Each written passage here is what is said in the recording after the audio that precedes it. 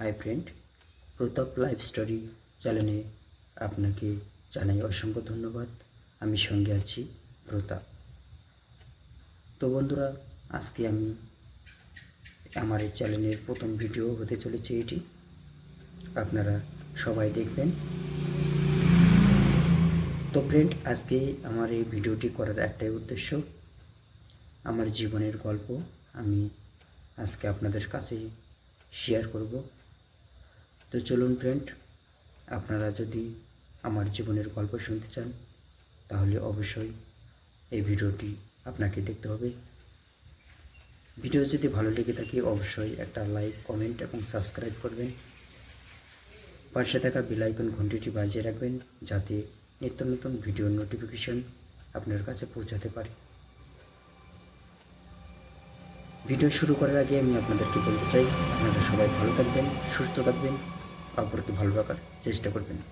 তো চলুন আজকের এই ভিডিও মূল যে বিষয় সেই বিষয়টি নিয়ে আলোচনা করি। তো ফ্রেন্ড, প্রথমে বলেছিলাম আজকে ভিডিওর আলোচনার বিষয় আমার জীবনের গল্প। আমার জীবনের গল্প বলার আগে আমি আমার পরিচয়টা করিয়ে নিই। তো ফ্রেন্ড, আমার নাম প্রতাপ দেবনাথ। আমার বাড়ি জগদীশপুর, পোস্ট তিয়র, থানা হিলি, জেলা দক্ষিণ দিনাজপুর, পিন নম্বর 733145। তো এই হলো আমার পরিচয়। আমার মা আছে, বাবা আছে, আমার 2 দিদি আছে এবং 1 দাদা আছে। তো এটা হচ্ছে আমার ফ্যামিলি পরিচয়। তো এবার আমি আমার জীবনের গল্পটা শুরু করি। তো ফ্রেন্ড, আমি ছোট থেকে এই পর্যন্ত আমি কি ধাপে ধাপে এগিয়ে চলতে চলতে আপনাদের কাছে পৌঁছাতে পেরেছি বা কি আমার সাথে ঘটে গিয়েছে এই পর্যন্ত, তার সমস্ত কিছু তথ্য আজকে আমি ভিডিওর মাধ্যমে শেয়ার করছি। তো চলুন যাওয়া যাক আজ থেকে প্রায় 20 বছর আগেকার কথা। আমার যখন বয়স খুবই ছোট বা খুবই কম, আমি পাড়া প্রতিবেশী লোকের মুখে এবং আমার মা নিজে আমাকে বলতো, আমি যখন বাল্য বয়স ছিল আমার, তখন নাকি আমি আমার মাকে খুবই শয়তানি করতাম এবং খুবই অত্যাচার করতাম। আমার 2 দিদি এবং আমার দাদা, এরা 3 জনের চাইতে আমি ছোট এবং আমি নাকি সবার থেকে বেশি দুষ্টু প্রকৃতির ছিলাম। সেটা আমি শুনেছি ফ্রেন্ড, কিন্তু আমার তো ছোটোবেলার কথা মনে নেই। কিন্তু কিছু কিছু কাহিনী আমার মনে আছে। আমি যখন যেতাম, মা যদি আমাকে দেখতে আসতো তাহলে আমি আরও রাগ অভিমানের ভান করতাম। তাছাড়া আমি বাড়িতে নানান রকম জিনিসপত্র ভাঙচুর করতাম, আরও অনেক কিছু কাহিনী ফ্রেন্ড। তো বাল্য বয়সটা ছিল সম্পূর্ণই আলাদা, শুধু খাওয়া আর খেলাধুলা আর ঘুমানো, এইভাবেই দিন কাটে ফ্রেন্ড। এইভাবে চলতে চলতে যখন একটু আমার বয়স হলো, তখন 1 2 3 4 পড়তে পড়তে যখন 5 6 7 8 যখন উঠলাম, তখন একটু একটু বুদ্ধি হয়েছিল ফ্রেন্ড, আমার মনে আছে। আমি যখন ক্লাস 10 যখন পড়ি তিয়র কৃষ্ণা অষ্টমী হাই স্কুলে, ওই সময়টার কথা আমার মনে আছে ফ্রেন্ড। আমি খুবই ভোদাই প্রকৃতির একটা স্টুডেন্ট ছিলাম। আমি স্কুলে যেতাম, সবার পিছনে বেঞ্চে আমি বসতাম। পড়াশোনা মোটামুটি ছিল, খুব একটা পড়াশোনা ভালো না। তবুও আমি ফ্রেন্ড 1 থেকে 10 অবধি একটা ক্লাসেও আমি একবারও ফেল করিনি। যেমনটা আমি পড়াশোনা করেছি সেই হিসেবে আমার রেজাল্ট হয়েছিল ফ্রেন্ড। তারপর যখন মাধ্যমিক পরীক্ষা দিলাম, ওই সময়টা একটা আলাদাই একটা কাহিনী ছিল ফ্রেন্ড। আমার বন্ধুদের সবার হাতে হাতে মোবাইল ছিল, আমার হাতে ছিল না। আমার একটা কথা মনে হচ্ছিল যে আমায় যদি একটা মোবাইল থাকতো তাহলে কত কি না করতে পারতাম। তারপর যখন মাধ্যমিক পাশ করে যখন 11-এ উঠি, তখন তো 1 বছর তো পুরো আড্ডা টাইম ছিল। তো সেই সময়টা কী করেছিলাম ফ্রেন্ড, আমি একটা জেদ করে বাবার পকেট থেকে চুরি করে একটা স্মার্টফোন অর্থাৎ টাচ মোবাইল কিনেছিলাম। তো সেই যে কিনলাম, তারপর মোবাইলের প্রতি এতটাই আমি গুরুত্ব দিয়েছিলাম ফ্রেন্ড, পড়ার কথা আমি ভুলে গেছি। এতটাই মোবাইলের প্রতি আকৃষ্ট হয়ে গিয়েছিলাম ফ্রেন্ড, পড়তে বসে মোবাইল, খেতে বসলেও মোবাইল, এমনকি পায়খানাতে গেলেও মোবাইল। মানে এতটাই মোবাইলের প্রতি আকৃষ্ট ছিলাম। আর আমার যে বন্ধু বান্ধব ছিল তারা সকলেই প্রেম ভালোবাসা করত, শুধু আমি করতাম না। আমার ইন্টারেস্ট ছিল ওই বিষয়টাতে, আমিও যদি একটু করতে পারতাম, কিন্তু কেন জানি না আমার মনের মতো মেয়ে সেই সময়টা আমি পাইনি। সেই জন্য আমি ওই পথেই যাইনি। তারপরে ফ্রেন্ড কী হলো, যখন মোবাইল পেয়ে গেলাম 11-এ, পুরো 1 বছর মোবাইলে এতটাই আকৃষ্ট হয়েছিলাম, পড়ার কথা ভুলে গেছি। দেখতে দেখতে 1 বছর কীভাবে কেটে গেছে আমি জানি না। যখন 12-এ উঠি, তখনও মোবাইল টিপাটিপি এতটাই আকৃষ্ট। তো প্রথম যখন আমি 12-এ যখন পরীক্ষা দিয়েছিলাম ফ্রেন্ড, 12-এর রেজাল্টটা খুবই খারাপ ছিল। আমি জানতাম মাধ্যমিকের রেজাল্ট এতটা গুরুত্বপূর্ণ না, কিন্তু 12-এর রেজাল্ট কার্যকর। সেই জন্য আমার আগে প্ল্যান ছিল যে আমি 12-এ ভালো রেজাল্ট করব, কিন্তু 11-এ মোবাইলটা নেওয়ার পরে আমার 12-এর রেজাল্টটা এতটাই যে খারাপ হবে আমি কোনোদিনও জানতাম না। তো যেদিন 12-এর রেজাল্ট দেয় সেদিনই ফল প্রকাশ হয় এবং আমি দেখি যে একদম পাশ করেছে ফ্রেন্ড, কিন্তু টানে টুনে, মানে এতটা রেজাল্ট ভালো না। তো খুবই তো রাগ ধরেছিল ফ্রেন্ড। সেই রাগ ভাঙানোর জন্যই আমি কি করলাম, সঙ্গে সঙ্গে রেজাল্ট হাতে বাড়িতে এসে একটা দা নিয়ে মোবাইলটাকে ভেঙে চুটে চুরমার করে দিলাম, মানে দাদের চুটে চুটে। তো আমি তখন ভাবলাম যে আমার যে পড়াশোনা, মাধ্যমিকের রেজাল্টও ভালো না, এমনকি 12-এ আশা করেছিলাম যে ভালো হবে, কিন্তু 12-এর রেজাল্টও ভালো না।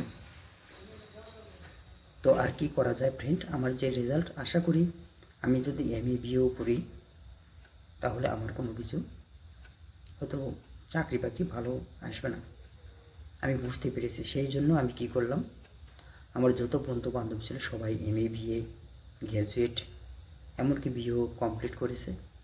শুধুমাত্র আমি ওই লাইনটায় যাইনি, কারণ আমি জানতাম আমার যে পড়াশোনা, কোয়ালিফিকেশান, যে রেজাল্ট, এই রেজাল্টে আমি যোগ্য, মানে চাকরির ক্ষেত্রে, সরকারি ক্ষেত্রে কোনো ক্ষেত্রে আমি প্রাপ্ত নয়। সেই জন্য আমি কি করলাম ফ্রেন্ড, আমি মনে মনে সিদ্ধান্ত নিলাম আমাকে একটা আলাদা লাইনে। আমি কি করলাম, 12-এ পাশ করে আমি MA BA না পড়াশোনা করে আমি পড়লাম ITI লাইনে। তো আমার ITI প্রায় 2.5 বছর করা আছে ফ্রেন্ড। ITI আমার 3টা ডিগ্রি নেওয়া আছে। একটা হচ্ছে ইলেকট্রনিক্স রিপেয়ারিং এবং ইলেকট্রিক্যাল হাউস ওয়ারিং, এমনকি 2 হুইলারের কাজও শেখা আছে ফ্রেন্ড। মোট আমার 3টা কোর্স ডিগ্রি রয়েছে আমার কাছে। তো আমি আশা করেছিলাম হয়তো ওই 3টা ডিগ্রি দিয়ে আমি হয়তো কোনো কিছু স্থানে আমি স্থাপত্য অর্জন করব, কিন্তু হলো না ফ্রেন্ড, সেখানেও আমি ব্যর্থ হলাম। তারপর কী করলাম, আমার মা বাবার কথা মতো আমি একদিন বিদেশে গেলাম কাজের ক্ষেত্রে, সেটা হচ্ছে কলকাতা। তো আমি ছোটোর থেকে এমন একটা অভ্যাস ছিল ফ্রেন্ড, আমি কোথাও গিয়ে বেশি দিন থাকতাম না। এই অভ্যাসটা একদিন আমার কাল হয়ে দাঁড়ালো। যখন আমি কলকাতায় গেলাম তখন এক সপ্তাহ খুব কষ্ট করে কেটেছে ফ্রেন্ড। আর যে জায়গাতে আমি গিয়েছিলাম, কলকাতা সায়েন্স সিটি পার্কের অপোজিট পার্শ্বে একটা কোম্পানি ছিল, সেটা হচ্ছে প্লাস্টিক কোম্পানি। কোম্পানিতে মাইনেও ভালো ছিল ফ্রেন্ড, কিন্তু সেখানকার জল এবং খাবার আমার শ্যুট করেনি। সেই জন্য আমার এক সপ্তাহের মধ্যে ফ্রেন্ড আমার শরীরের অবস্থা এতটাই খারাপ এবং আমার ডায়রিয়া পর্যন্ত হয়ে গিয়েছিল। সেদিন আমি সঙ্গে সঙ্গে মাকে ফোন করে বললাম যে আমি আর থাকতে পারবো না, এখানে আমার থাকা সম্ভব না। সঙ্গে সঙ্গে আমি তড়িঘড়ি করে আমি বাড়িতে রওনা দিয়েছি ফ্রেন্ড। তো বাড়িতে এসে একটা বছর আমি বন্ধু বান্ধবদের সঙ্গে পুরো আড্ডা, সারাদিন তেমন আড্ডা আর আড্ডা, এমনকি রাত 1টা 2টা পর্যন্ত আড্ডা মারতাম বন্ধুদের সঙ্গে। এইভাবে একটা বছর কেটে যাওয়ার পরে এইভাবে তো আর দিন চলা সম্ভব না, কোনো না কোনো কাজে একটা লাগতে হবে। সেই জন্য আমি করলাম কি, যেহেতু আমার 3টা ডিগ্রি অর্জন করা রয়েছে এবং 3টা ডিগ্রিতে কিছু না কিছু কাজ আমার শেখা আছে, সেই জন্য আমি মনে মনে ভাবলাম যে আমি একটা বিজনেস করব এবং বিজনেস করে আমাকে জায়গাতে দাঁড়াতে হবে। যেমন কথা তেমন কাজ ফ্রেন্ড। এই কথা আমার মনের কথা আমার বাবা মাকে বললাম এবং আমার বাবা মা তারপর কী করলো, একটা জায়গা কিনলো, আমাকে দোকান করে দিল। আর বর্তমানে আমি যেখানে বসে ভিডিওটা করছি এখানেই আমার দোকান, এটা আমার দোকান। তো ফ্রেন্ড, আমি একজন বিজনেসম্যান, আমি ব্যবসা করি। আর কয়েক মাস হলো ফ্রেন্ড আমার বিয়ে হয়ে গিয়েছে অল্প দিনে। সামনের যে অঘ্রাণ মাস, যেটা আমরা পিছনে ফেলে আসলাম, সেই অঘ্রাণের মানে 1 তারিখে, অঘ্রাণ মাসের 1 তারিখে আমার যেদিন নবান্ন, সেই দিন আমার বিয়ে হয়েছিল। তো এই হলো আমার জীবন কাহিনী। আর আমার একটা মানে এইসব করার পিছনে একটা আমার আশা এবং স্বপ্ন ছিল। আমি একটা কথাই ভাবতাম যে আমরা মানুষ হয়ে কী করলাম, বা আমরা মানুষ কিসের জন্য হলাম, বা মানুষ হয়ে আমাদের কি করতে হবে। আমার ছোটোর থেকে এই ভাবনা, এই ধারণা ছিল। আমি একটা কথাই ভাবতাম, এই পৃথিবীতে তারাই সার্থক যারা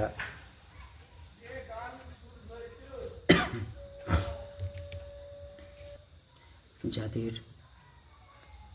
জন্মর পর যারা মৃত্যু হয়েছে এবং মৃত্যুর পর যারা চির অমর হয়ে আজও পৃথিবীতে জীবিত রয়েছে, তাদেরকেই আমি সার্থক মনে করতাম। যেমন স্বামী বিবেকানন্দ,